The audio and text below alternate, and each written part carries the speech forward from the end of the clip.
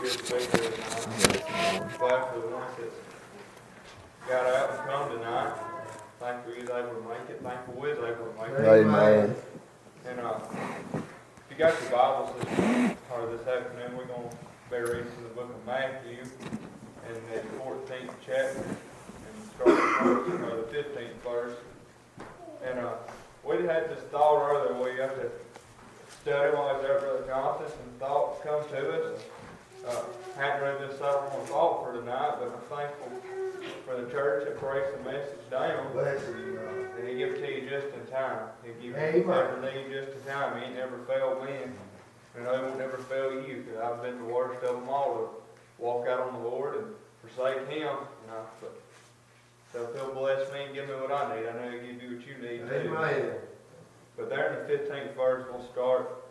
And it says, "And when it was evening, His disciples came to Him, saying, This is a desert place, and the time is now past. Send the multitude away, that they may go into the villages and buy themselves victuals.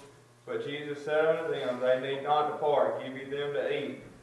And they say unto Him, We have here but 5 loaves and 2 fish. He said, Bring them hither to me. And He commanded the multitude to sit down on the grass, and took the 5 loaves and the 2 fish, and looking up to heaven, He blessed and broke and gave the loaves to His disciples, and the disciples to the multitude.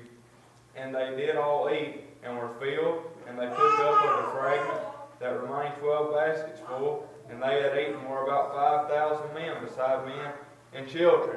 And I guess if we had a thought tonight for this, it'd be when I'm thankful when the Lord takes small things and turns them into something big. Amen. I got to thinking there, I'm sure there was some people in this multitude here, no doubt, they was questioning and they was thinking, well, how's He going to take these loaf and this little bit of fish and feed all of us? Right. And he was it just went to show him, the Lord can take something small and then turn it into this great thing. Amen. And He finds you, when He saved me, I thought I was at my lowest point. I was broke down with conviction. I didn't think I was anything. But I'm thankful when the Lord reached down and He picked me up and He let me see. And I don't claim to be no great person of no great reputation or anything, but I'm thankful that the Lord seemed fit to use me. Amen. He took something that would seem like nothing and made it into something. Yeah. I think it's studying on too when He sent Elijah there to meet that widow woman and said, and as she was going to fetch it, and He called to her and said, Bring me, I pray thee, a morsel of bread in thy hand. And she said, As the Lord thy God liveth, I have not a cake, but a handful of meal in a barrel and a little oil in a cruse. And I begin to think, there she was, had just that little bit of meal and a little bit of oil. Yeah. She was gathering them sticks, and she said that she was going to prepare it, and they'd eat it and die. That she thought that was it. She thought they would run out. But then the Lord, He kept on blessing them. He just kept that oil never failed, and the meal never run out. He just kept on blessing this widow woman and her child. Amen. I'm thankful when it seems like we've got to the lowest point in our life, and we think there's just nothing left, and we ain't got nowhere else to turn to. But I'm thankful there was one named Jesus. Amen. And He paid it all on the cross. Yeah. He paid it all for you. He paid it all for me. And I'm thankful, He said He was the propitiation for sin. And not just for us, but the sin of the whole world. And it's that same one that did all this, that was the propitiation that can supply every need you got. Yeah. I don't know what it may be. You may be running out of food at your house. You may just be in a hard place and you can't get your bills paid hardly. Your vehicle's tearing up. I don't know what your problem may be. But I'm thankful I can point you to the one that He can take something so small and He can turn it into something great. Amen. I begin to think, Brother James there in the 18th chapter of Jeremiah, he told him, he said, go down to the potter's house. I'm thankful for the time that I can go down to the potter's house. And He just starts working on me. If we let Him, but that's the key to it. We got to let Him work on us. He worked on us when we let Him. If we just humble ourselves before God and we just fully submit to Him and turn our life over to Him. We want to come to church and say, I surrender all. But how many times have you really surrendered to Him? Have you turned it all over to Him? When you fully surrender to Him and you let Him work on you, Brother Donnie, that's when He starts supplying things for you out there. He ain't never let me go without. Bless Him, Lord. My mom and daddy, they always had good jobs and they took care of us. But no doubt, it was the Lord that blessed them with it. It was the Lord that blessed us, that provided them things.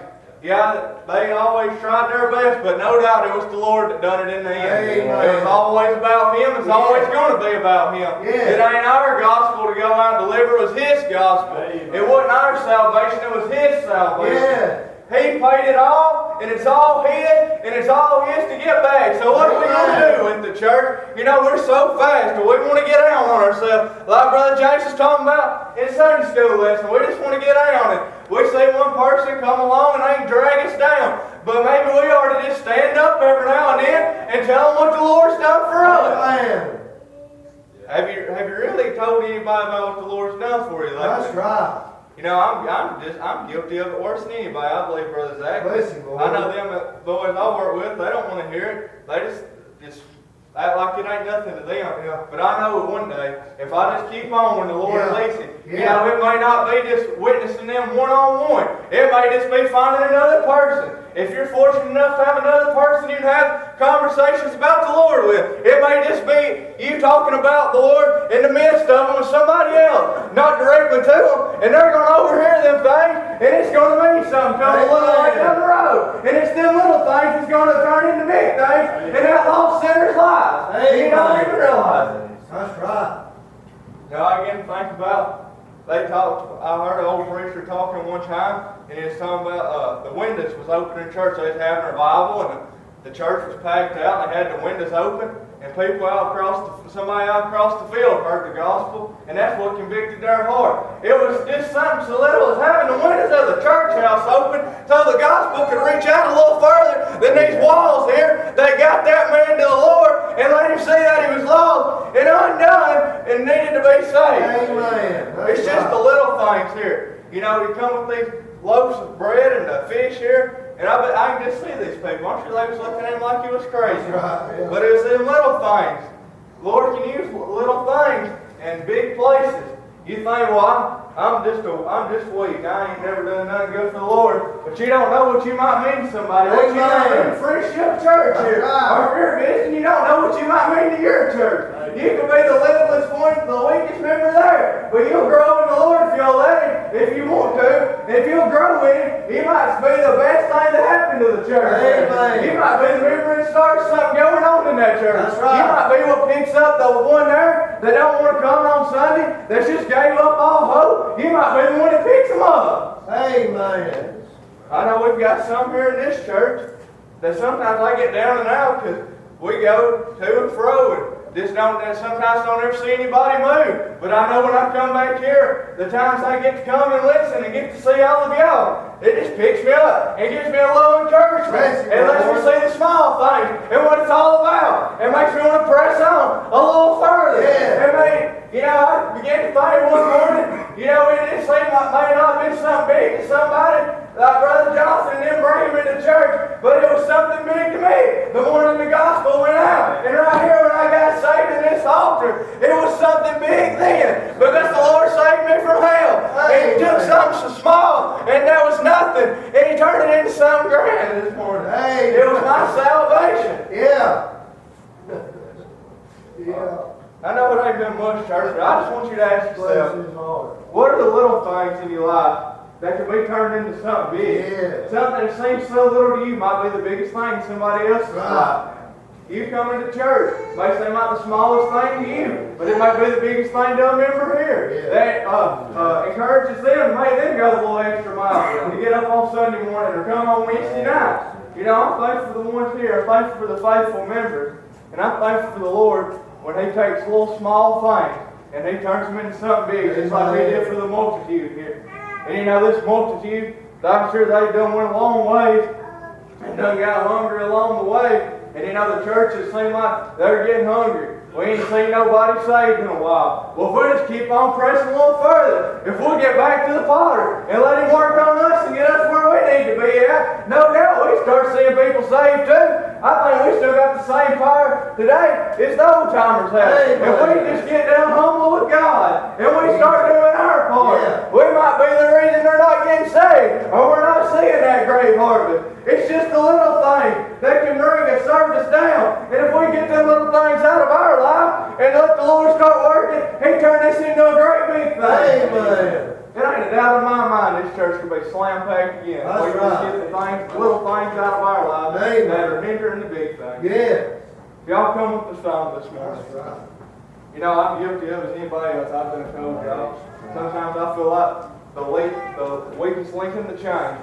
But I'm thankful for when the Lord uses me, and I'm thankful for the church and what she means to us. I'm thankful for the small things. It seems so small to us at times, but then turn into something great, big, just like this meal that was prepared for the multitude here. So as they come up the song, Brother Jonathan, if you want to come stand with me. 321.